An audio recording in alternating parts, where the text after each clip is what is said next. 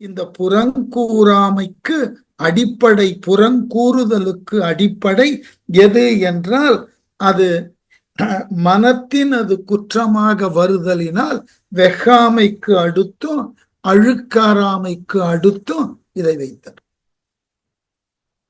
அதுதான் அவருடைய நோக்கம்.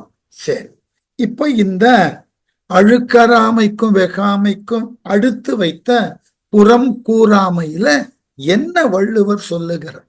இப்ப நீங்க புறம் கூறுதல், கோள் சொல்லுதல், போட்டு கொடுத்தல், இதெல்லாம் இன்னைக்கு நடைமுறையில் இருக்கக்கூடிய சொற்கள். ஆனால் இவைகளினால் என்ன தீமை ஏற்பட்டுவிடும்? இது ஒரு சாதாரண கேள்வி.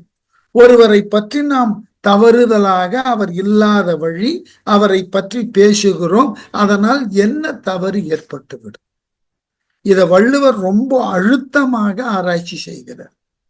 ஏனென்றால் இது இயல்பு, மானுட இயல்புல ஒருவர் இல்லாத வழி அவரை பற்றி பேசுதல் என்பது நமக்கு இயல்பாகவே இருக்கக்கூடிய ஒரு குண விசேஷமாக இருக்கலாம். அல்லது அவரை பற்றி நம்மிடம் யாரேனும் கேட்கின்ற பொழுது நாம் சொல்ல வேண்டிய தேவை ஏற்படலாம். அப்பொழுது என்ன செய்யலாம்? அவரிடம் இருக்கக்கூடிய உயரிய குணங்களை மட்டும் எடுத்து சொல்லலாம். மாறாக ஒருவரை பற்றின தவறான குற்றத்தினுக்கு உரியதாகிய செய்திகளை எடுத்து சொல்லி விடுதல் கூடாது. சொன்னால் என்ன ஆகும்? சார், இது ஒரு முறையான அறிமுகம் தானே. இப்ப நம்மிடம் ஒருத்தர் வருகிறார், நான் இன்னாரிடம் சென்று இதனை பெற வேண்டும் என்று எண்ணுகிறேன், அவர் எப்படிப்பட்டவர், நாம் கேட்ட உதவியை செய்வாரா என்று ஒருவர் கேட்கிறார். ஒன்று நாம் என்ன சொல்லலாம்? அவர் நீங்கள் சென்று கேட்டால் உதவி செய்வார், அதோடு சொல்லி விட்டதால் பரவாயில்லை. அதற்கு பதிலோடு, அந்த பதிலோடு அவரினது குணவிசேஷங்கள் என்ன, அவர் என்ன எதிர்பார்ப்பார், அவர் எப்படிப்பட்டவர், இது போன்றதாகிய செய்திகளை சொல்லுதல் சரியானா? சில நேரங்கள்ல சில அறிமுகங்களுக்கு இது தேவை. வள்ளுவர் அதை பேசல, ஞாபகம் வைத்துக்கொள்ள. ஒருவரை பிறர் ஒருவருக்கு அறிமுகப்படுத்துகின்ற பொழுது அவர் மாட்டு உள்ள குறை நிறைகளை எடுத்து சொல்லுதலை வள்ளுவர் தவறுன்னு சொல்லல. இப்ப நாமே ஒரு ஊருக்கு புதியதாக வருகிறோம், அந்த ஊர்ல ஒரு குறிப்பிட்ட இடத்தை பற்றி தெரிந்து கொள்ள வேண்டும். அதற்கு எவ்வாறு செல்லுவதுன்னு கேட்டா அதற்கு உரிய பாதைய உரிய வழிமுறையோடு ஒருவர் சொல்லலாம், அந்த பாதையில இருக்கக்கூடிய இடர்பாடையும் சொல்லலாம். இது நாம எதிர்பார்க்கக்கூடிய விஷயம். அதுபோல் நாம் ஒருவரை பற்றி தெரிந்து கொள்வதற்காக அவரை பற்றி கேட்கின்ற பொழுது அவரிடம் உண்டான நிறைகளையும் சொல்லலாம், அவரிடம் உண்டான குறைகளையும் சொல்லலாம். இது அறிமுகத்திற்கு தேவைன்னா அறிமுகத்திற்கு தேவை.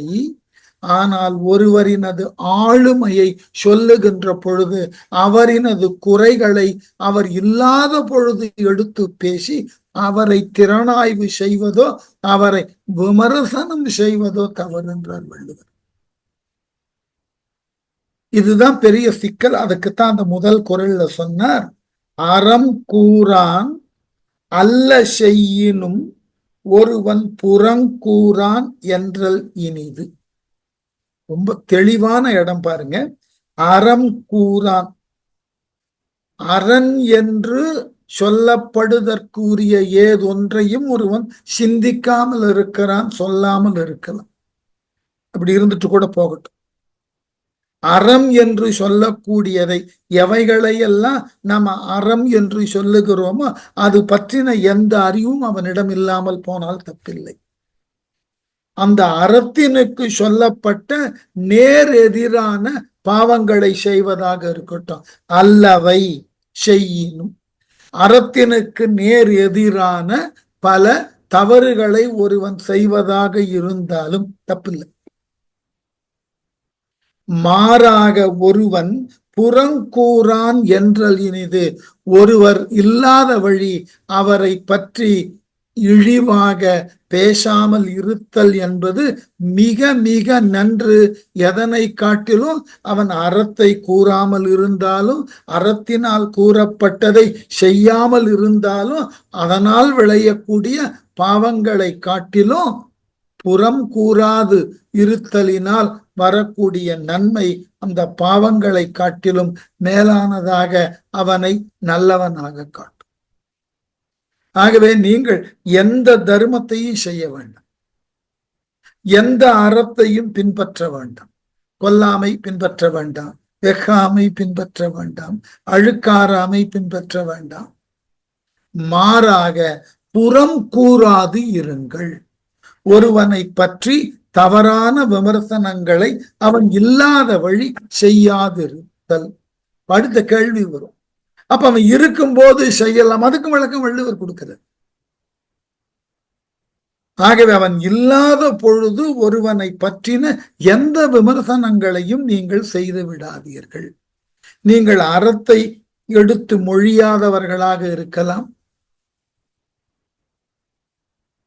அதனோடு மட்டுமில்லாமல் அறத்தினுக்கு மாறாக தவறுகளை செய்யக்கூடியவர்களாக இருக்கலாம். அதனால் வரக்கூடிய கேடுகள் ஏதொன்றும் இல்லை. இல்ல, அதனால் வரக்கூடிய கேடுகளை உங்களால் ஓரளவு எதிர்கொண்டு விட முடியும். மாறாக ஒருவனை பற்றி புறம் கூறுவதினால் விளையக்கூடிய பாவம் உங்களை மிக பெரிய அளவிலே தண்டிக்கும். அதனாலதான் சொன்னார், புறங்கூறான் என்றல் இனிது. உங்களை பார்த்து யார் ஒருவரும் இவன் புறம் பேச மாட்டான் என்று சொல்லுதல், அப்படிப்பட்டதோர் பெயரை சமூகத்தில் வாங்குதல் என்பது இனிமையானது. ஏனென்றால் நம்ம கிட்ட எப்பொழுதுமே மானுட மனதுல ஒரு சிந்தனை உண்டு. எல்லோரை பற்றியும் நாம ஒரு முடிவுக்கு வந்திருப்போம், ஜட்ஜ்மெண்டல்னு பேர். எல்லோரை பற்றியும் ஒரு முடிவுக்கு வந்து நம்முடைய அனுபவமோ அல்லது நம்முடைய இயல்போ, நம்மை சார்ந்த எல்லா மனிதர்களை பற்றியும் நம்மள ஒரு முடிவு இருக்கும். அந்த முடிவு எத்தகையது என்பதை அவர் இருக்கும் போது சொன்ன பிரச்சனையே வராது. அவர் இல்லாத பொழுது சொல்லுகின்ற ஒவ்வொன்றும் மிகப்பெரிய அளவிலே பாதிக்கும். இது நிறைய பேருக்கு தெரிவதே இல்லை. அந்த ஆங்கிலத்துல சொல்லுவார்கள் அல்லவா, பேக் பைட்டிங், அது கூடவே கூடாது. ஏன் என்றால் அது நம்முடைய சிந்தனையை நாம் இந்த உலகிலே கொண்டு இருக்கக்கூடிய அறம் சார்ந்த நெறிமுறைகளை நாம் புறங்கூறுதலினாலேயே சிதைத்து விடுகிறோம். முதல்ல நம்மீது மக்களுக்கு அருவருப்பு தோன்றும். என்ன இவர் மற்றவர்களை பற்றி ஏதாயிலும் சொல்லிக் கொண்டே. சில கதாபாத்திரங்களை பார்த்தீர்கள் என்றால் அவர்கள் ஏதாகிலும் பிறரை பற்றி அடுக்கடுக்காக குற்றங்களை சொல்லிக் கொண்டிருப்பார். ஆகவே இந்த தவறை செய்து விடாதீர்கள். ஏனென்றால் இந்த சமூகத்துல புறம் கூறுபவனை மக்கள் மதிக்க தொடங்க மாட்டார்கள். உங்களினுடைய மதிப்பை நீங்களாகவே அழித்து கொள்ளுதற்கு உரியதோர் காரணியாக இருப்பது உங்களால் பேசப்படக்கூடிய புறம் கூறுதல் என்ற ஒரு செயல்பாடு. இதை செய்து விடாதீர்கள். சொல்லிட்டு அடுத்தது சொன்னார், அரண் அழியி அல்லவை செய்தலில் தீதே புறன் அழியி பொய்த்து நகை. அழகான இடம். அரண் அழி, அரண் என்று ஏதொன்றும் இல்லை. தர்மம்ன்றது எதுவுமே இல்லப்பா. அவரவருடைய மனோநிலைக்கு ஏற்றாற்போல் செய்வதுதான் சரி. பொதுவான அறம்னு ஒண்ணு கிடையாது. அவரவர் தேவைக்கு ஏற்றாற்போல் இந்த உலகத்துல வாழுதல் தான் வாழ்க்கை முறை. இதற்கெல்லாம் அறம் பார்த்து செய்ய வேண்டும்ன்ற தேவை இல்லை. வேடிக்கை தெரியுமா? அப்படி ஒரு மத தத்துவமே இங்க இருந்தது. என் தேவைக்காக நான் எதனையும் செய்து என்னை திருப்திப்படுத்திக் கொள்வேன் என்று சொல்லக்கூடிய அளவுல ஒரு மத கோட்பாடே இந்த மண்ணில் இருந்து மணிமேகலையில படிச்சிருப்போம். இது எனக்கு இயல்பானது, என் தேவையை நான் பார்த்து கொள்ள நான் எதனையும் செய்வேன். அத வள்ளுவர் சொல்றார், இல்ல உன் தேவையை நீ பூர்த்தி செய்வதாக இருந்தாலும் அதை செய்தற்கு உண்டான முறையான அரணை சார்ந்த வழிமுறைகள் உண்டு. அதற்கு மாறாக உன் தேவைகளையே பிரதானப்படுத்தி தவறு செய்தாகிலும் உன்னுடைய தேவைகளை நீ பூர்த்தி செய்தற்கு முன் வருவாய் என்றால் அது தவறு. அதனால இங்க சொன்னார், அரண் அழி, அறம் என்கின்ற ஒன்று இல்லை, அரண் என்று சொல்லத்தக்கதை ஏதொன்றும் கிடையாது என்று சொல்லி அல்லவை செய்தல், அரணினுக்கு நேரான பாவங்களை தவறுகளை செய்தாலும் அல்லவை செய்தலில் அவ்வாறு செய்ததை காட்டிலும் எது தீமையானது, தீதே மிக மிக தீமையை தருவது எது என்றால் புறநழி. ரொம்ப அழகான புறநழி, ஒருவனை காணாத விடத்து அவனை பற்றி குறையாக சொல்லி கண்டவிடத்து அவனோடு இணக்கமாக இருப்பது போல் சிரித்து பேசி பழகுவது கொடுமையானது. நீங்கள் அறத்தை பற்றி எந்த கோட்பாட்டையும் தெரிந்து வைத்திருக்க வேண்டாம். அறம் என்றால் என்ன, எவைகளையெல்லாம் அறம் என்று சொல்ல வேண்டும், இது போன்றதாகிய சிந்தனை எதுவுமே வேண்டாம் உங்களுக்கு. அப்படி ஒன்று இல்லை, மறுத்து விடுங்கள், தப்பில்லை. அதோட மட்டும் இல்லாமல் அல்லவைகளை செய்தற்கு முன் வந்தாலும், இப்ப கொல்லாமைன்னு வள்ளுவர் சொல்றார், ஒரு உயிரை கொல்லாதேன்னு. உடனே நாம என்ன சொல்றோம், நான் புலாலிலே விருப்பம் உடையவன், எப்படி ஒரு உயிரை கொல்லாமல் உண்ணுவது, ஆகவே நமக்கு உரியனவற்றை உண்ணுதற்கு தேவை என்றால் அதற்குரிய விலங்குகளை கொல்லுதலில் ஒன்றும் தவறு இல்லை. ஆகவே வலிந்து யார் ஒருவருக்கும் பயன்படாது ஒருவனையோ அல்லது ஒன்றையோ கொல்லுதல் தான் தவறு. நம் தேவைக்கு ஏற்றாற்போல் ஒரு புலாலை உண்ண வேண்டும் என்றால் அதற்காக ஒரு விலங்கை தேவை கருதி கொள்ளுதல் என்பது சரின்னு எடுத்துக்கொண்டாலும் அது தவறுதான்.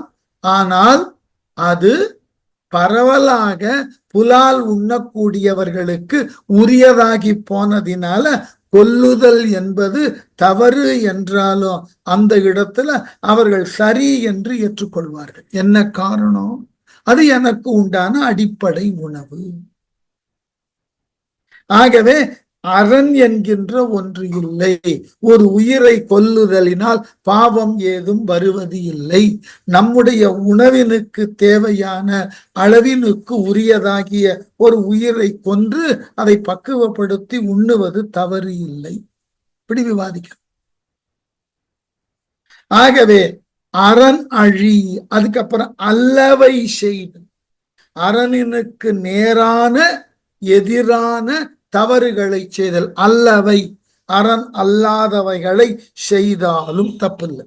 செய்தலில் தீதே, அவ்வாறு செய்வதை காட்டிலும் கொடுமையானது ஒன்று உண்டு என்றால் என்ன, புறன் அழி, ஒருவனை காணாத பொழுது அவனை இகழ்ந்தும், புறநிலையிலே அவனை இகழ்ந்தும், அவன் நம் கண்முன்னே இல்லாத பொழுது அவனை இழித்தும் பழித்தும் அவனது தகுதியை விமர்சனம் செய்து பேசி அவனை கண்ட வழி பொய்யாக சிரித்து அவனோடு பழகுதல், பொய்த்து நகை. அப்ப ஏதாயிலும் ஒன்றுதான் உண்மையா இருக்கும். ஒன்று அவனை பற்றி நீ இழிவாக பேசினது உண்மையா இருக்கணும், இல்லை என்றால் அவனோடு நேரில் பார்த்து பேசி பழகுவதில் ஒரு வெளிப்படை தன்மை இருக்கிறது என்றால் அது உண்மையா இருக்கும்.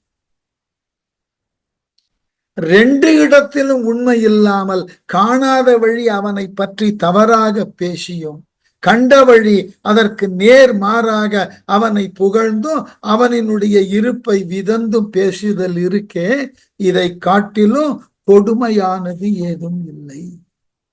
ஆகவே நீ அறத்துல நம்பிக்கை வைத்திருக்க வேண்டாம். அறனுக்கு நேர் எதிரான எந்த செயலை வேண்டுமானாலும் செய்யலாம். அவைகளினால் கூட விமோச்சனம் கிடைத்துவிடும். அந்த பாவங்களுக்கு கூட கழுவாய் கிடைத்துவிடும். அந்த பாவங்களிலிருந்து உங்களை நீங்கள் காப்பாற்றிக் கொள்ளுவதற்கு வழிவகையாவது கிடைக்கும். ஆனால் புறம் கூறினீர்கள் என்றால், புறம் கூறியதோடு நில்லாமல் யாரை பற்றி புறம் கூறினீர்களோ அவர்கள் உங்கள் முன் எதிர்பட்ட பொழுது பொய்யாக பேசி, பொய்யாக நகைத்து, பொய்யாக அவரை பாராட்டினீர்கள் என்றால் உங்களினுடைய பாவத்தினுடைய அளவு முடிவில்லாமல் வளரும். ஆக அறத்தை நீங்கள் பின்பற்றக்கூட வேண்டாம். குறைந்தபட்சம் ஒருவரை பற்றி புறம் கூறாமல் இருங்கள். நம்ம ஊர்ல இந்த காசிப்னு சொல்லக்கூடிய வதந்திகளும் புறம் கூறுதலும் இல்லை என்று சொன்னால் இந்த நாடு மிக குறுகிய காலத்துல வல்லரசமா. என்ன காரணம்னா, நாம புறம் கூறுதலினால் நம்மிடம் அதனை கேட்டவர்கள் தங்கள் மனோநிலையில சில எதிர்மறை சிந்தனைகளுக்கு உட்பட்டு இதுவரைக்கும் யாரை அவர்கள் பெரிய நிலையிலே பார்த்தார்களோ அவர்களை தவறான நிலையில பார்க்கக்கூடிய வாய்ப்பை புறங்கூறுதலினால் நாம் ஏற்படுத்தி விடுகிறோம். இப்ப என்ன ஆகும், இந்த சமூகத்துல யார் ஒருவரையும் நாம சரியாக முறையாக புரிந்து கொள்ள இயலாத அளவிலே நம்மிடம் புறம் கூறுபவர்கள் சாதுரியமாக பலவற்றை சொல்லி விடுகிறார்கள். என்ன ஆங்கிலத்தில் சொல்லுவார்கள் இல்லையா, always carried away by somebody's opinion. மற்றவர்களால் சொல்லப்படக்கூடிய செய்திகளை ஆராயாமல் அப்படியே ஏற்றுக்கொண்டு விடுகிறார். அண்மை காலங்கள்ல எங்கள் ஆய்வுத்துறையிலெல்லாம் நாங்க சில கோட்பாடுகளை வலிந்து புகுத்தினோம். கட்டமா இருந்தாலும் செய்துதான். என்ன என்றால், 3 நிலைகள்ல ஆய்வை பற்றி விமர்சனம் செய்யும் போது சொன்னது என்னன்னா, முதல்ல எந்த சூழ்நிலையிலும் பிறரால் காட்டப்படக்கூடிய மேற்கோள்களை உங்களுடைய மேற்கோள்கள் என்று காட்டாதீர்கள். 2, இவர் இதனை கூறினார், அவர் அதனை கூறினார் என்பதையெல்லாம் முறையான பரிசோதனைக்கு உட்படுத்தாமல் அப்படியே எடுத்து எழுதாதீர்கள். அதே போல ஒரு ஆய்வினது கருத்தை சொல்லும் போது ஒரு குறிப்பிட்ட ஆய்வாளரினது ஆய்வு முடிவுகளோடு உங்கள் முடிவுகளை ஒப்பிட்டு அவர் உங்கள் முடிவுகளோடு பொருந்தி வரவில்லை என்றால் உடனே அவரை புறங்கூறுதலின் மூலமாக விமர்சனம் செய்யாதீர்கள். அவருக்கு இது கூட தெரியல பாத்தியா, ஒரு ஆராய்ச்சி கற்றுக் கொடுத்திருக்கார் என்று அவரை ஏளனமாக பேசி இதையெல்லாம் செய்ய வேண்டாம் என்று ஆய்வு உலகத்துக்கு நாங்க சொல்றோம். வேடிக்கையாக ஒண்ணு சொன்னா புரியும். நம்முடைய பெரும்பான்மையான இலக்கிய நூல்கள் எல்லாம் அந்தந்த காலத்தினுக்கு ஏற்றாற்போல் உரை வகுத்த ஆசிரிய பெருமக்களினது துணை கொண்டுதான் நாம எல்லா காலத்தும் நூல்களை புரிந்து கொண்டிருக்கோம். இது தவிர்க்க முடியாதது, மாற்ற முடியாது. அந்த அடிப்படையில நாம ஒரு நூலை பற்றின செய்தியை தெரிந்து கொள்ளுகிறோம்னாக்க அதற்கு யாரேனும் ஒருவர் உரை வகுத்திருக்கும். இப்ப நான் ஒரு நூலுக்கு உரை வகுக்கிறேன் வைத்துக் கொள்வோம், விளக்குகிறேன். அந்த விளக்கத்தை நான் எப்படி கொடுக்க முடியும்? என் அனுபவம், நான் கற்ற நெறி, அவ்வாறு கற்கின்ற பொழுது எனக்கு ஆசிரியர் சொல்லிக் கொடுத்த செய்திகள், அந்த செய்திகளை அவர் எந்தெந்த நூல்களில் இருந்தெல்லாம் எடுத்து திரட்டி எனக்கு எடுத்து சொல்லி பாடம் நடத்தினர். இந்த 4 அடிப்படையில தான் அறிவு பெற முடியும். அப்படி பெற்ற அறிவு மூல நூலோடு ஒப்பிடுகின்ற பொழுது அந்த மூல நூல்ல சொல்லப்பட்ட கருத்து ஏனைய பிறரால் சொல்லப்பட்டதற்கு பொருத்தமாக இல்லைன்னு சொன்னா, அவ்வாறு பொருத்தம் இல்லாது சொன்னவர்களை உடனே நமக்குத்தான் எல்லாம் தெரியும் என்று கடுமையான முறையில அவரை விமர்சனம் செய்து உரை எழுதியிருக்கிறார். இன்னைக்கு இந்த நாகரீகத்தை நனி நாகரீகமாக எல்லா உரையாசிரியர்களும் பின்பற்றுகிறார்கள். என்ன காரணம்? இப்ப நான் ஒரு திருக்குறளுக்கு உரை எழுதுகிறேன்னா என் சூழல், என் காலம், என் காலத்துல எனக்கு கிடைத்த ஏனைய பிற நூல்களினுடைய அறிவு, எனக்கு இதை பாடம் எடுத்த ஆசிரியரினுடைய அறிவு, அந்த குறளை நான் என் நோக்கிலே பலகாலம் ஆய்ந்து கண்டறிந்த முடிவு, இவைகளினால் தான் இதற்கு விளக்கம் எழுத முடியும். அப்ப இந்த விளக்கம் ஏற்கனவே வந்திருக்கக்கூடிய விளக்கத்தோடு உரழ்ந்திருக்கலாம், முரணானதாக இருக்கலாம், மாறுபட்டதாக இருக்கலாம். அப்போ உடனே நான் சொல்லக்கூடாது, நான் தெளிவாக எழுதியிருக்கிறேன் இந்த உரையை, ஆனால் எனக்கு முன் உரை எழுதியவர் இதை தவறாக எழுதியிருக்கிறார், அவருக்கு சற்றளவேனும் அறிவே இல்லை, இதெல்லாம் சொல்லக்கூடாது. அதுக்கு நம்ம இலக்கிய உரையாசிரியர்கள் அழகான சில வழிமுறைகளை சொன்னார். என்ன? அவர் உரையும் உன்னுடைய உரையும் ஒப்பிடுகின்ற பொழுது உன்னுடையது சரியாக இருக்கிறதா? அப்போ முன்னால் உரை எழுதினவர் ஒரு சில தவறுகளை இட்டு விட்டார். ஆனா எப்படி நாகரீகமா சொல்லலாம்? தமிழ் மரபுல என்ன சொல்லுவோம்? அவர் மயங்க கூறினார். அவர் தெளிவானவர் தான், இந்த இடத்துல கொஞ்சம் அவருக்கு குழப்பம் ஏற்பட்டு விட்டது. இல்லை என்றால் அவர் கூறின உரை அற்றன்று. அவர் அந்த நோக்கத்துல அந்த உரையை எழுதல, அந்த உரைக்கு இதுதான் விளக்கம்னு நம்முடைய விளக்கத்தை சொல்லி அந்த உரையை காப்பாத்திடுறோம். இது 2வது முறை. 3வது முறை அழகான முறை. அவர் தெளிவான அறிவோட தான் சொல்லி இருப்பார். ஓலை எழுதினவர்கள் சில சொற்களை விடுபட்டு எழுதியிருப்பதற்கு நியாயம் உண்டு. ஓலை எழுதினார் மாறுகோளை எழுதினார் போலும் சொல்லணும். நான் ஓலை எழுதுறவனுக்கு எழுத்து தான் தெரியும், அவர் சொல்லக்கூடிய பொருள் அதனுடைய முழுமை இதெல்லாம் தெரியாது. அதனால நமக்கு முன்பு வாழ்ந்த உரையாசிரியர்கள் அவர்கள் உரை எழுதின இலக்கியத்திற்கோ இலக்கணத்தினுக்கோ இப்பொழுது நாம் உரை எழுதுகிறோம்னா அந்த உரையிலிருந்து நம்ம உரை வேறுபட்டுதான் இருக்கும்.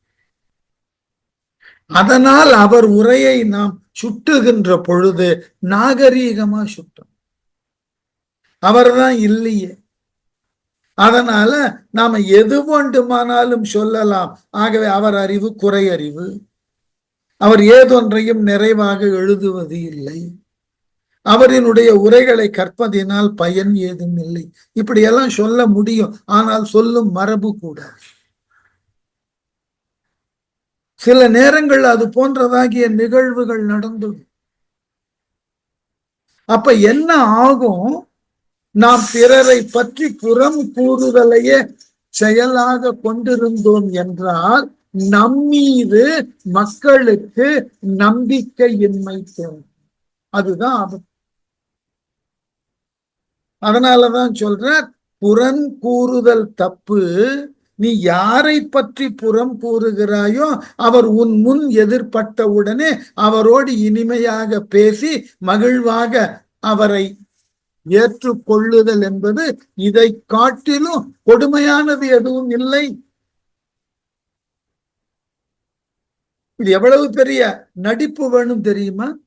ஒருவரை தவறாக விமர்சனம் செய்துவிட்டு அவர் நம் முன்னே வருகின்ற பொழுது அவர் ஏதொன்றும் அறியாதவர் போல அவரை பற்றி இனிமையாக அவரை பற்றி உயர்வாக பேசி நடிக்கிறோம் அல்லவா? இதை காட்டிலும் இழிவானது எதுவும். ரொம்ப கஷ்டமான விஷயம். அதற்குத்தான் நம்ம எந்த சூழ்நிலையிலும் பிரிஜிடிஸ்டா இருந்துடக்கூடாது. ரொம்ப ஆபத்து அது. என்ன காரணம்னா, ஒருவரை காணாத வழி, அவரை பற்றின திறனாய்வுகளுக்கு நாம் உட்பட்டு விடக்கூடாது. இப்ப அண்மை காலத்துல ஒரு கட்டுரை படிச்சோம், ரொம்ப வருத்தமா போச்சு. நினைக்கின்ற பொழுதே ரொம்ப வருத்தப்பட்ட. ஏன் இவ்வாறெல்லாம் மக்கள் பேசுகிறார்கள்? யாரை பற்றி? ஊவே சாமிநாத ஐயரை பற்றி. என்ன செய்தார்கள்? அவருடைய பதிப்பிலையும் அவருடைய உரைகளிலும் ஏதோ தமிழ் மரபினுக்கு ஒவ்வாத ஆரிய மரபுகளுக்கு ஏற்றாற் போல உரையை திரித்து எழுதியிருக்கிறார் அவர் பேர்ல ஒரு குற்றச்சாட்டு. இதை காட்டிலும் உவே சாமிநாத ஐயர் மீது புறம் கூறுதல் என்பது இதுதான் உச்சம். இதை சொல்லக்கூடியவர்கள் யாரு? இந்த உவே சாமிநாத ஐயரையும் தெரியாமல், அவர் தமிழ் தொண்டையும் புரிந்து கொள்ளாமல், அவர் இல்லை என்றால் இன்று கற்கக்கூடிய எந்த ஒரு தமிழ் இலக்கியமும் நமக்கு முழுமையமாக இருந்திருக்காது என்று தெரிந்து கொண்டு விமர்சனம் செய்தால் நன்றாக இருக்கும். எல்லோருக்கும் ஒரு பெரிய குறை என்ன அப்படின்னாக்க, உவே சாமிநாதர் பிறந்த ஒரு அந்தணர் குலம், அதனால அவரால் உருவாக்கப்பட்ட எல்லா உரைகளும் அவர்களுக்கு சார்பாகவே எழுதப்பட்டதாக குற்றம் சுமத்து. இது எவ்வளவு மோசம்! இதை போன்றதாகிய ஒரு புறங்கூறுதல் உலகத்துல பார்க்க முடியாது. அண்மை காலத்துல அந்த மாதிரி ஒரு கருத்தை கேட்டு ரொம்ப கடுமையான முறையில பேசின அவரை விமர்சனம் செய்த அவர்கிட்டயே, நீங்கள் ஊவேசாவை முழுமையுமாக படித்துவிட்டு பின்னர் உங்களுடைய கருத்தை சொல்லுங்கள். சொல்லக்கூடிய கருத்துல கூட கொஞ்சம் நாகரீகம் தேவை.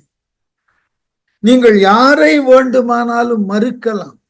மறுக்கின்ற பொழுது உங்களால் பேசப்படக்கூடிய மொழிக்கு நாகரீகம், நாகரீகம் இல்லாமல் எதனையும் பேசலாம். ஆகவே ஒருவரை பற்றி அவர் முதுகினுக்கு பின்னர் அவரை இழிவாக பேசி, அவர் கருத்தினை குறைவாக விமர்சனம் செய்து, அவர் நம்மை எதிர்ப்பட்ட வழி இனிமையாக பேசி நடிக்கிறோம் அல்லவா பொய்யாக, இதை காட்டிலும் அருவருக்க தகுந்த செயல் எதுவும். அதான் சொன்னார், அரண் அழியி அல்லவை செய்தலில் தீது. அரணை பின்பற்றாமல் தப்பை செய்தாலும் அவ்வாறு செய்யப்பட்ட தவறுகளை காட்டிலும் கொடுமையான தவறு எது என்றால், ஒருவன் இல்லாத வழி அவனை பழித்தோம், அவனை கண்ட வழி மிகுந்த மகிழ்வோடும் நகையாடி பேசுகிறோம் அல்லவா, இதுதான் மிக மிக இழிவானது. அதனால இதனை கடுமையாக விமர்சித்து விட்டு அடுத்தது இந்த இடத்துல வள்ளுவர் ரொம்ப கடுமையான கோபத்தோட பேசினார். சில நேரங்கள்ல வள்ளுவரினுடைய கோபம் நமக்கு பெரிய பயத்தை கொடுக்கும். நாம நினைக்கிறோம் வள்ளுவர் கோபப்பட மாட்டார், நிறைய படுறார். அந்த கோபத்தை தன்னுடைய அந்த குரட்பாக்களை சொல்லக்கூடிய உச்சரிப்புல காமிச்சிட்டு போயிடுது. அதுக்கு நீ சொல்லலாம் கடுமையான முறையிலெல்லாம் எழுத மாட்டேன். அந்த சொல்லை உச்சரிக்கும் முறையிலேயே தெரியும் எவ்வளவு கடுமையா அவர் பேசுகிறார். இந்த குறளை பாரு. புறம் கூறி பொய்த்து உயிர் வாழுதலில் சாதல் அறம் கூறும் ஆக்கம் தரும். இதை விட கடுமையா பேச முடியுமா? புறங்கூறி வாழுவதை காட்டிலும் செத்துப்போ. ஆனால் ஒரு நாட்டுக்கு நஷ்டம் வந்துடாது, நீ செத்துப்போ. புறம் கூறி பிறரை காணாத வழி இகழ்ந்து பேசி, கண்ட வழி அவருக்கு இனியவனாக பொய்யாக பேசி ஒருவன் உயிர் வாழுகிறான் என்றால், பொய்த்து உயிர் வாழ்தல். இல்லாத பொழுது இழிவா பேச வேண்டியது, அவர் எதிர்பட்ட வழி அவரை புகழ்ந்து உங்களை போல் உண்டா என்று பொய்யாக பேசி வாழுகிறோம் அல்லவா. அந்த இரு வேறுபட்ட வாழ்க்கை. இந்த மாதிரி இரு பேறுபட்ட வாழ்க்கையை வாழுவதை காட்டிலும் ஷா அப்படின்றார் வள்ளுவர், நீ செத்துப்போ, ஒண்ணு நட்டம் இல்லை. பொய்த்து உயிர் வாழுதலில் சாதல், நீ அதற்கு மாறாக இறந்து போகலாம். அப்படி வாழ்ந்தாய் என்றால் அறநூல்களால் சொல்லப்பட்ட ஆக்கங்கள் உன்னை வந்து சேரும். புறம் கூறுவதாக இருக்கிறாயா, இல்லை மாறாக மடிந்து போக நினைக்கிறாயன்னா, இல்லை என்னால புறம் கூற முடியாது, நான் மடிந்து போகிறேன். ராமாயணம் நடத்தும் போது குறிப்பா அந்த யுத்த காண்டத்தினது தொடக்கத்துல ஒரு செய்தியை உங்களுக்கு சொல்லி இருப்பேன். அது ஒரு கிளை ராமாயணத்திலிருந்து எடுக்கப்பட்ட கதைன்னு சொல்லியிருக்கேன். அதாவது இலங்கையை முற்றுகை இடுவதற்கு முன்பு அந்த கடற்கரை பகுதியில ராமனும் ஏனைய வானர வீரர்களும் இருக்கின்ற பொழுது வீடணன் தனக்கு உரிய ஆதரவாளர்களோடு ராமனை வந்து சரணடைகிறான். இந்த வீடணனை நான் ஏற்றுக்கொள்ளுவதா வேண்டாமா, இதான் ராமனுக்கு இருக்கக்கூடிய பெரிய வினா. ராவணனது தம்பி போர் என்று சொல்லியதன் பிறகு வந்து சரணடைகிறான். இப்படிப்பட்ட விபீடணனை நாம ஏற்றுக்கொள்ளலாமா கூடாது? எல்லோரிடமும் கருத்து கேட்கிறான், எல்லோரும் ஏற்றுக்கொள்ளுகிறார்கள், ஒருவனை தவிர. அது யாருன்னா சுக்ரீவன். அவன் கடுமையாக விமர்சனம் செய்கிறான் விபீடணனை பார்த்து. விபீடணனினுடைய வருகையை திறனாய்வு செய்து மிக கடுமையாக மறுக்கிறான், இவனை ஏற்றுக்கொள்ளக் கூடாது. விபீடணனை பற்றி தெரியாமல் அவனை பற்றின ஒரு முடிவுக்கு வருவதே தப்பு. இதை சுக்ரீவன் பேசுறது அதை விட தப்பு. ஏன்? சுக்ரீவனது நிலையும் வீடனது நிலையும் ஒரே நிலை. தனக்கு அண்ணனாகிய வாலி தவறு செய்தான், அதனால ராமன் துணையோடு வாலியை கொன்று கிஷ்கிந்தையினுடைய ஆட்சிக்கு வந்தவன் யாரு? சுக்ரீவன். இப்ப இங்க ராவணன் தவறு செய்திருக்கிறான், அதை தவறு என்று சுட்டியும் அவன் திருத்திக் கொள்ளவில்லை. அதனால் அவனை விடுத்து நான் உன் அருகே வந்தேன், உனக்கு அடைக்கலமாக வந்தேன்னு சொன்னா எல்லோருக்கும் சுக்ரீவனுக்கு நடந்ததுதானே வீடணனுக்கு ஏத்துக்கணும். ஆனால் ஏற்றுக்கொள்ள வேண்டிய முதல் நபராக இருக்க வேண்டிய சுக்ரீவன் அவன் முதல் நபராக நின்று மறுக்க, அவனை நம்ப முடியாது. அவன் ஏதாகிலும் வேறு திட்டத்தோடு வந்திருக்கலாம் என்றெல்லாம் சொல்லுகிறான். அப்பொழுதுதான் ராமன் ஒரு அழகான கதையை சொல்லும். ஒரு வழிப்போக்கன் காட்டு வழியா வந்தான். அவனை ஒரு பசியோடு இருந்த சிங்கம் துரத்த தொடங்கியது. அவன் வேக வேகமாக ஓடி வந்து ஒரு பெரிய நாவல் மரத்துல ஏறிவிட்டான். ஏறி ஒரு பாதுகாப்பான கிளையில அமர்ந்து தன்னை ஆசுவாசப்படுத்தி கொள்ளுகின்ற பொழுது எதிர்கிளையில ஒரு பருத்த குரங்கு ஒன்று இருப்பதை பார்த்து பயம் வந்துட்டது. இந்த குரங்கு ஏதாவது பண்ணி நம்ம கீழே தள்ளிவிட்டதுன்னா இந்த சிங்கம் நம்மை கொன்று உண்டு விடுமேன்னு நடுங்கியது. இப்ப அந்த குரங்கு சொல்லியது, கவலைப்படாத, என்னுடைய பாதுகாப்பினுக்கு உட்பட்டு நீ வந்து விட்டாய், உன்னை நான் கைவிட மாட்டேன். அதனால நீ உன்னை ஆசுவாசப்படுத்திக் கொள், நிறைய நாவல் கனிகள் இருக்கு, பறித்து சாப்பிடு, முடிந்தால் ஓய்வெடு, உறங்கு. சிறிது நேரத்துல அந்த சிங்கம் நீ கீழே வருவாயின்னு காத்திருக்க, வல்லைன்னா அது போயிடும். அதன் பிறகு நீ இறங்கி போகலாம். சொல்லி முடிச்சுட்டு இந்த குரங்கு தூங்க போயிடுச்சு. கீழே இருந்த சிங்கத்துக்கு பசி தாங்கல. விழித்து கொண்டிருந்த அந்த மனிதனை பார்த்து சிங்கம் பேசியது, பார், எனக்கு இப்ப தேவை உணவு. அது நீயாக இருந்தாலும் சரி, அந்த வானரமாக இருந்தாலும் சரி, நான் உணவு உண்டதன் பிறகு இந்த இடத்த விட்டு போயிடுவேன். அதனால நீயா அல்லது அந்த வானரமா நீ முடிவு பண்ணிக்க. உடனே இவன் என்ன செய்தான், மெல்ல போய் உறங்கி கொண்டிருந்த குரங்கு கழு தள்ளிட்டான். அதை இந்த சிங்கம் உண்டு விட்டு செல்லட்டும், நாம் நம்மை பின்னர் காப்பாற்றிக் கொள்ள. கீழே விழுந்த குரங்கு விழித்துக் கொண்டு முன்னாடி சிங்கம் நிற்கிறது. சிங்கம் அந்த குரங்கை பார்த்த பார்வையிலேயே முடிவு பண்ணிட்டது, இந்த குரங்கை நாம கொன்று உண்டோம் என்றால் கால் வயிறு பசி கூட போகாது. அதனால இந்த குரங்கை பார்த்து அந்த சிங்கம் சொல்லியது, பார், அந்த மனிதனுக்கு நீ அடைக்கலம் கொடுத்தாய், அதற்கு அவன் தகுதியானவனே அல்ல. அதனாலதான் நீ உறங்கி கொண்டிருக்கும் போது உன்னை கீழே தள்ளிட்டான். தள்ள சொன்னது யாரு? சிங்கம். ஆனா இது தவறாக திரித்து சொல்லுது.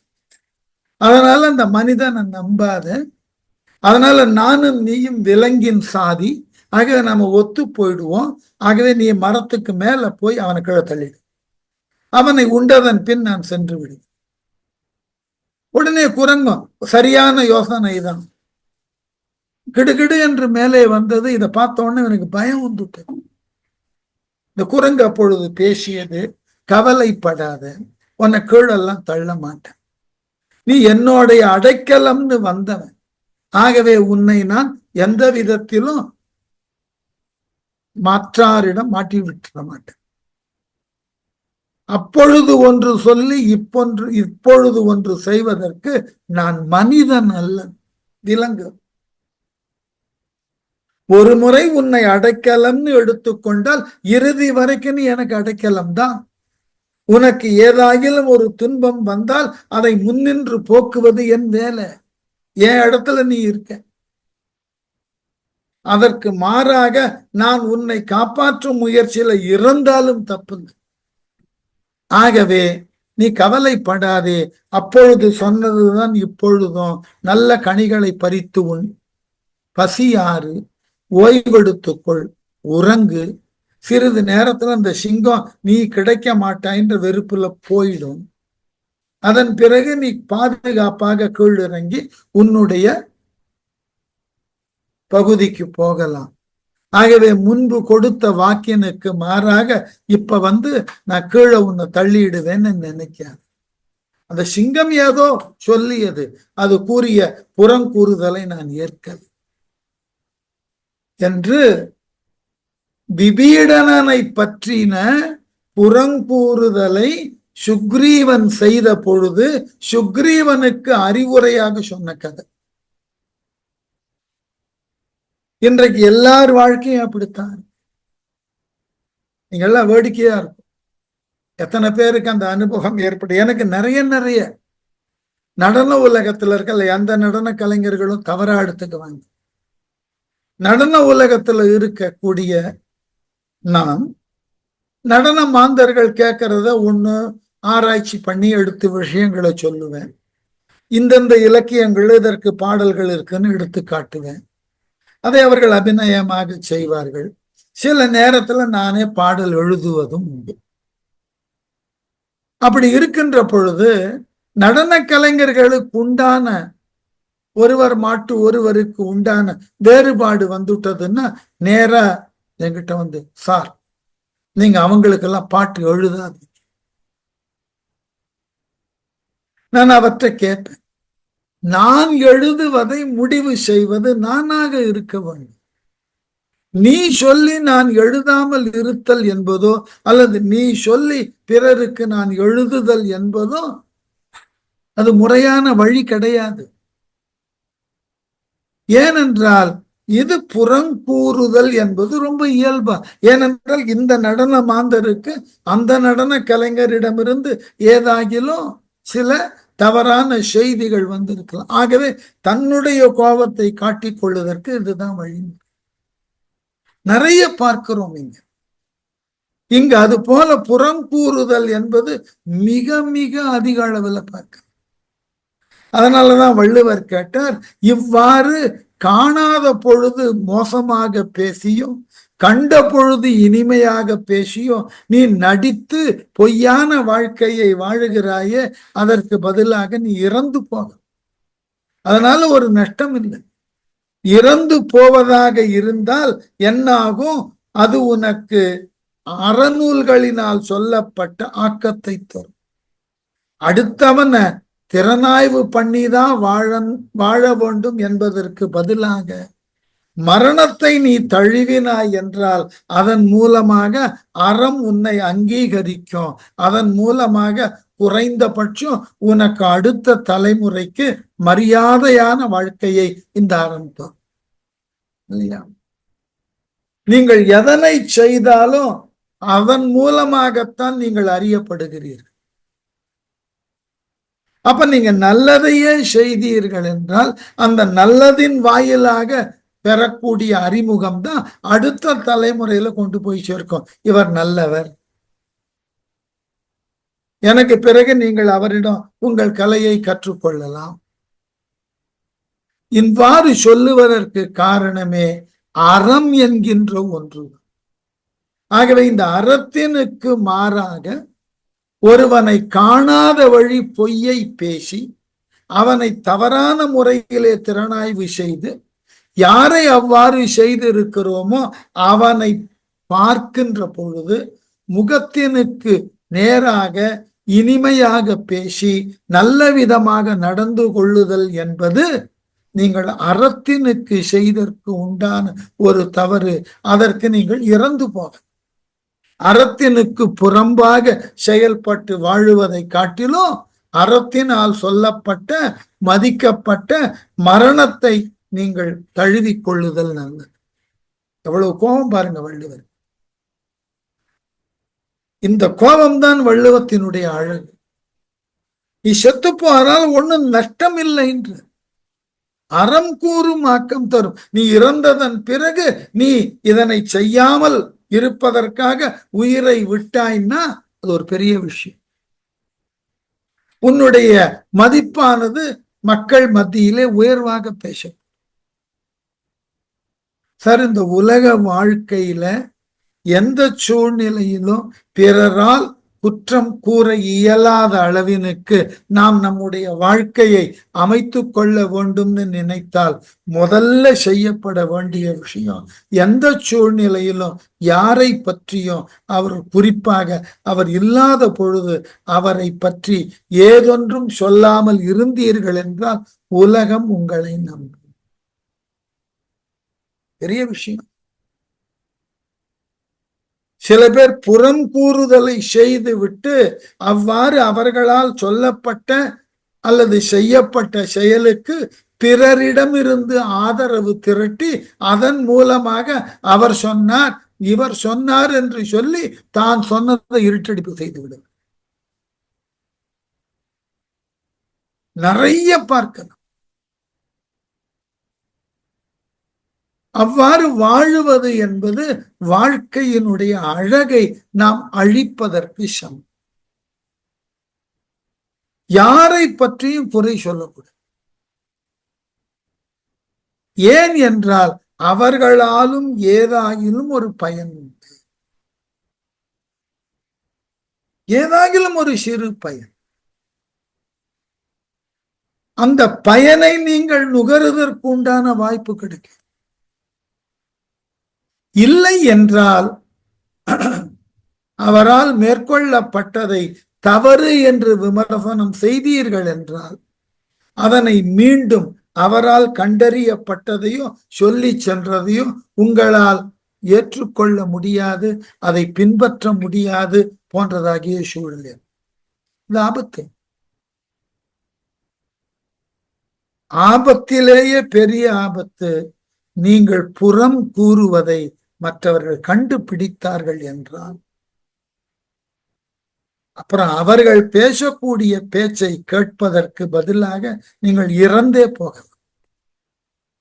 அவ்வளவு மோசமாக உங்களை பேசுவார். ஏனென்றால் புறம் கூறுதலை போன்றதோர் கெடுதி உலகத்தில் எதுவுமே கிடையாது. அது உங்கள் மனதையும் நச்சுப்படுத்தும், கேட்பவரையும் வருத்தம் அடைய செய்யும். அவ்வாறு பிறரை பற்றி சொல்லுகின்ற பொழுது அதை கூடி நின்று கேட்பவர்களும் உங்கள் அளவிலே வருந்தி உங்களுக்கு உரிய நல்லதை செய்ய மாட்டார். இன்றைக்கு நிறைய பார்க்க ஒரு கருத்து வேறுபாடுன்னு சொன்னா பாலிசி கிளாஷே யாரும் பேசுவது கிடையாது. மாறாக பர்சனாலிட்டி கிளாஷ் நிறைய அனுபவித்துக் கொண்டு இருக்கிறேன். நாங்கள் என்னுடைய கோட்பாடுகளை நோக்கின விமர்சனங்கள் எதுவுமே இருக்காது. மாறாக என்னுடைய அன்றாட நடைமுறை வாழ்க்கையை வைத்து என்னை திறனாய்வு செய்பவர்கள் ஏராளம். அப்படிப்பட்டவர்களை பார்க்கின்ற பொழுது எனது மனது அவர்களோடு ஒரு நேயத்தை வளர்த்து கொள்ள வேண்டும் என்ற எண்ணத்தையே கொண்டு இருக்க முடியல. இது ஒரு அடுத்த சிக்கல். காணக்கூடியவர்கள் எல்லாம் பத்தி நீங்க புறம் கூறிக்கொண்டே போனீர்கள் என்றால் உங்களுக்கு இந்த உலகத்துல ஆதரவு அளிக்கக்கூடிய மக்கள் அருகி கொண்டே போவார்கள். அப்புறம் நீங்கள் தனிமைப்படுத்தப்படுவீர்கள். அந்த தனிமையில உழன்று மரணத்தை சந்திப்பதற்கு முன்னாடியே மரணத்தை சந்தித்து விடுங்கள். அந்த மரணம் ஒரு மரியாதையை, அந்த மரணம் உங்களுக்கு உண்டான ஒரு தகுதியை. ஆகவே புறம் கூறுதலினால் பொய்யாக பேசி உங்கள் உயிர் வாழ்க்கையை நீங்கள் மேற்கொள்ளுதல் என்பது அருவருக்க தகுந்தது. அதற்கு மாறாக உங்கள் வாழ்க்கையை நீங்கள் முடித்து கொள்ளலாம், இறந்து போகலாம். அதனை செய்தீர்கள் என்றால் அறமானது உங்களை அங்கீகரி, அறக்கடவுள் உங்களை அங்கீகாரம் செய்வான். புறம் கூறினீர்கள் என்றால் அறக்கடவுள் உங்களை தண்டிப்பான். அதனால் உங்களுக்கு வாழ்க்கை முடிந்த பின் சுவனம் கிடைக்காது. அதனோடு மட்டுமில்லாமல் அங்கு வானுலகில் புறம் கூறியதற்கு உண்டான ஒருத்தல் கிடைக்கும், தண்டனை கிடைக்கும். எவ்வளவு கடுமையான விஷயம் யோசிச்சு பாருங்க. இன்னைக்கு நாம புறம் கூறுதல ரொம்ப இயல்பா பலர் பேரிடம் வைத்துக் கொண்டிருக்கோம். ரொம்ப இயல்பா இதுதான் செய்தற்கு உரியது, இதுதான் பேசற்கு உரியதுன்னு நாம சிலவற்றை வலிந்து எடுத்துக் கொண்டிருக்கோம். அதனால புறம் கூறுதலை செய்வதை காட்டிலும் ஒருவரை பற்றின தவறான கருத்துக்களை அவர் இல்லாத பொழுது பரப்புவதை காட்டிலும் அறத்தினால் சொல்லப்பட்ட மரணத்தை நீங்கள் தழுவிக் கொள்ளுதல் தவறு இல்லை. அப்படி இறந்தீர்கள் என்றால் உங்கள் மரணத்தினுக்கு பின்னாகிலும் உங்கள் குலம் ஆக்கத்தோடு இருக்கும். ரொம்ப பெரிய விஷயம் இது. இல்லை என்றால் கடினம். அதனால அடுத்த குறள் சொல்ல, கண்ணின்று கண்ணற சொல்லினும் சொல்லற்க முன்னின்று பின் நோக்கா சொல். ரொம்ப அழகான பொருள். என்ன பெருமளவிலே பாதிக்கக்கூடிய குரட்பாக்கள் இதுவும் ஒன்று. கண் நின்று, கண்ணுக்கு முன்னாடி நின்ற அளவில் நாம் ஒருவரை பற்றி திறனாய்வு செய்ய வேண்டும்னா அவர் நம்ம கண்ணுக்கு முன்னாடி நிற்கிறார். அப்படி நிற்கின்ற பொழுது கண்ணற சொல்லினும், கண் அற சொல்லினும்னா கண்ணுக்கு என்ன இலக்கணம் எழுதினார்? கண்ணுக்கு அழகு கண்ணோட்டம்னு வள்ளுவர் எழுதி. கண்ணோட்டம்னா கருணையோடு இருத்தல். நம்ம கண்ணு முன்னாடி ஒருவன் நிற்கிறான், அவங்கிட்ட கொஞ்சம் கூட கருணை இல்லாமல் அவன் செய்த செயலை அவன் முன்னாடியே நீங்கள் விமர்சனம் செய்கிறீர்கள். தப்புதான். ஆனாலும் அதை ஒரு விதத்துல சரியா எடுத்துக்கலாம். கண்ணின்று கண்ணற சொல்லி, நம் முன்னே நிற்கக்கூடிய ஒருவனது தவிர கொஞ்சம் கூட இரக்கமே இல்லாமல் கடுமையாக சொல்லி அவனை விமர்சனம் செய்தாலும் தப்பில்லை. நேருக்கு நேர். மாறாக சொல்லற்க முன்னின்று பின்னோக்கா சொல்.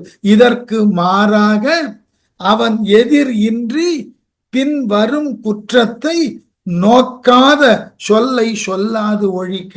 அவன் இருக்கின்ற பொழுது ஏதொன்றும் பேசாமல், அவன் இல்லாத பொழுது அவனை பற்றின திறனாய்வோ குறைகளையோ பேசாமல் இருக்குங்கள். அதான் முக்கியம். ஒருத்தன் தப்பு பண்ணிட்டான், நேரடியா கூப்பிட்டு திட்டுங்க. தப்புதான் அதுவே, இருந்தாலும் அதை நாம ஏற்றுக்கொள்ளலாம். மாறாக அவர் இல்லாத பொழுது அவர் செய்த தவற மிக ஏளனமாகவோ குறையாகவோ எடுத்து சொல்வதில் பயனில்லை. அப்படி சொல்லுதலே கூடாது. அதனால்தான் கண் நின்று, உங்க கண்ணுக்கு முன்னாடி நின்றுன்னா முன்னாடி கண் அற சொல்லினும். நம்ம முன்னாடி நிக்கிறவன் பேர்ல கொஞ்சம் கூட கருணை இல்லாமல், கொஞ்சம் கூட கண்ணோட்டம் இல்லாமல் அவனை நீங்கள் நேரடியாக விமர்சனம் செய்தாலும் தப்பில்லை. மாறாக சொல்லற்க மறந்தும் சொல்லிவிடாதீர்கள். எதனை? முன்னின்று பின்னோக்கா சொல். முன்னாக ஒன்று பேசி அவன் இல்லாத வழி தவறுதலாக அவனை பற்றின திறனாய்வு செய்தற்குண்டான கருத்துக்களை சொல்லாதீர்கள். அது தவறு. நேரடியா பேசுறது என்ன வேணா பேசு. அதற்கு பதிலாக அவர் இல்லாத பொழுது அவர் இப்படி, அதனால அவர் என்னிடம் வந்து உதவி கேட்டதை என்னால் ஏற்க முடியாது இன்று என்று இவ்வாறு தவறாக அனுமனித்தல் ஆபத்து. ஒருத்தரை தவறாக அனுமனிக்க கூடாது. இது ஒரு பெரியதோர் ஆபத்தினை தருவதற்கு உரிய ஒன்றாக இருக்கும். அதனால அடுத்த குறள், அரண் சொல்லும் நெஞ்சத்து, மன்னிக்கணும், அறம் சொல்லும் நெஞ்சத்தான் அண்மை புறம் சொல்லும் புண்மையார் காணப்படும். அறம் சொல்லும் நெஞ்சத்தான் அண்மை. புறம் சொல்லக்கூடிய ஒருவன் அரணை நன்று என்று சொல்லினும், வழக்கமா எந்த ஒரு அறத்தையும் பின்பற்றாதவன், எந்த ஒரு அறச்செயலிலும் ஈடுபடாதவன், அப்படிப்பட்ட ஒருவன் அறம் சொல்லும் நெஞ்சத்தான் அறத்தை எடுத்து சொல்லக்கூடியவனாய் இருக்கிறான் அண்மை. ஆனால் அந்த அறத்தை அவன் பின்பற்றுபவனாக இல்லாதிருக்கிறான். தர்மத்தை பத்தின உபதேசம் நாள் முழுக்க பண்ணுவான். ஆனால் அந்த தர்மத்தினுக்கு உட்பட்டு ஒரு மணி நேரம் கூட நேர்மையாக வாழ மாட்டான். அதுக்குதான் முதல் வரி விளக்கம், அறம் சொல்லும் நெஞ்சத்தான். அறத்தை இடைவிடாது எடுத்து சொல்லக்கூடிய மனசு. ஆனால் அண்மை, அந்த அறத்தினை பின்பற்றுவதற்கு உரியதாகிய தன்மையும் முயற்சியும் இல்லாது இருத்தல். அப்படிப்பட்டவன் புறம் சொல்லும் புண்மையார் காணப்படும். அப்படிப்பட்டவன் பேசக்கூடிய புறச்சொல் என்பது அதனால் விளையக்கூடிய புண்மை, கீழான நிலைகளை கொண்டே அறிந்து கொள்ளலாம். இது ரொம்ப வலுவானது ஒரு கருத்து. என்ன, நீங்க தர்மத்தை இடைவிடாது போதிக்கலாம், ஆனால் ஈடுபாடு இல்லாமல் இருக்கலாம். அதை பின்பற்றுவதற்கு உண்டான வழிமுறைகள் உங்களுக்கு தேவையில்லாமல் இருக்கலாம், ஆனால் ஒண்ணு நஷ்டம் இல்லை. மாறாக புறம் சொல்லுதற்கு உட்பட்டீர்கள் என்றால் அந்த புறம் சொல் என்பது உங்களினுடைய மனத்தின் கண் உண்டான கீழான உணர்வை தரும். என்னப்பா வெளிப்படையா பார்த்தா அப்படியே பெரிய நேர்மையான பல விளக்கங்களை தரத்தக்க உயர்ந்த அறநில இலக்கியங்களை பாடமா சொல்றார். ஆனா நடைமுறையில பார்த்தா ரொம்ப கண்ணா பின்னான்னு எல்லாரையும் இழிவா பேசுறாரு. என்ன நியாயம்? எல்லாருக்கும் இருக்கக்கூடிய குழப்பம் அது. ஆகவே அறம் சொல்லும் நெஞ்சத்தான் அண்மை புறம் சொல்லும் புண்மையார் காணப்படும். அதற்கு ஏலாதியிலிருந்து ஒரு அழகான மேற்கோளை என்னால சொல்ல முடியும். எப்படி கொல்லான் கொலை புரியான் பொய்யான் பிறல் பொருள் மேல் செல்லான் சிறியார் இனம் சேரான் சொல்லும் மறையில் செவியிலன் தீச்சொற்கண் மூங்கை இறையில் பெரியார்க்கு இவை. எப்படி இறைவனை ஏற்றுக்கொள்ளக்கூடிய பெரியாராக நீங்கள் இருக்கிறீர்கள் என்றால், இறைவனுக்கும் பெரியாருக்கும் ஆகாது. இங்க பெரியார்னா இறை நம்பிக்கையில் ஈடுபாடு உடைய நீங்கள் அந்த ஈடுபாட்டினை முழுமையுமாக ஏற்க வல்லவர் என்றால் என்னெல்லாம் செய்யணும்?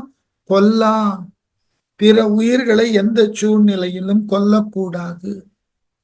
கொலை புரியான், உங்களுக்கு இணையான மாந்தரை கருத்து வேறுபாட்டின் காரணமாக கொல்லுதலை செய்யக்கூடாது. பொய்யான், எக்காலத்திலும் பொய் சொல்லக்கூடாது. பிறன் பொருள் மேல் செல்லான், மாற்றாரால் தேடி வைக்கப்பட்ட செல்வத்தை அபகரித்து வருதற்கு உரிய வழி இல்லாதவன். சிறியாரினம் சேராதான், அருவருக்க தகுந்த கீழான செயலை செய்பவர்களோடு சேராமல் இருத்த. மறையில் செவியிலான், நன்கு வேதங்களினை சொல்லுகின்ற பொழுது அவைகளை காது கொடுத்து கேட்பதற்கு உண்டான வழக்கமே இல்லாதவன். தீச்சொற்கண் மூங்கை இறையில் பெரியார்க்கு இவை. தீச்சொற்கண், தீமையான சொற்களை சொல்லுதல். மூங்கை, பேச முடியாதவர்களை ஏளனப்படுத்துதல். இதை காட்டிலும் இறையில் பெரியார்க்கு இவைகளை செய்யாமல் இருந்தால் அவனே இறைவனாக கருதப்படுவான் ஏலாதி சொல்லுது. அதற்கு ஏற்றார் போல வள்ளுவர் சொல்றார், அறம் சொல்லும் நெஞ்சத்தான் அண்மை. அறத்தை பற்றியே பேசிக் கொண்டிருக்கிறான். ஆனால் அந்த பேசிக்கொண்டிருப்பவன் புறம் கூறுவதை நன்மை என்று சொன்னால் உண்மையால் காணப்படும். அவனிடம் உளதாகிய இழிவான குணத்தினால் அவனது உண்மையான மனதானது அறியப்பட்டுவிடும். அடுத்த குறள் இருக்க, ரொம்ப பெரிய குறள். இந்த ஒன்று மட்டும் நாம வாழ்க்கையில நினைவு வைத்து கொண்டோம்னா வாழ்க்கையினுடைய போக்கே வேற மாதிரி. எப்படியா? பிறன் பழி கூறுவான் தன் பழி உள்ளும் திறன் தெரிந்து கூறப்படும். பிறன் பழி கூறுவான், பிறன் ஒருவன் செய்த தவறான செயலை பழித்து எவனேனும் ஒருவன் புறம் கூறினால் தன் பழியுள்ளும் திறன் தெரிந்து கூறப்படும். தன் பழி பலவற்றுள்ளும் உழையும் திறமுடையவற்றை தெரிந்து அவனால் கூறும். ஆகவேதான் எந்த சூழ்நிலையில அடுத்தவன் பழியை செய்சார். உன்னால் என்ன முடியும்னு சொல்லு, உனக்கு எது சாதகம்னு சொல்லு, உன்னுடைய திறனை எடுத்து சொல். மாறாக அடுத்தவன் தவறை அவன் இல்லாத பொழுது விமர்சனம் செய்து சொல்லிவிட, இது மோசமான ஒரு விஷயம் என்பதாக இன்றைய குறள் நிற்கட்டும். புறங்கூறாமையை அடுத்த வகுப்புல முடிச்சு.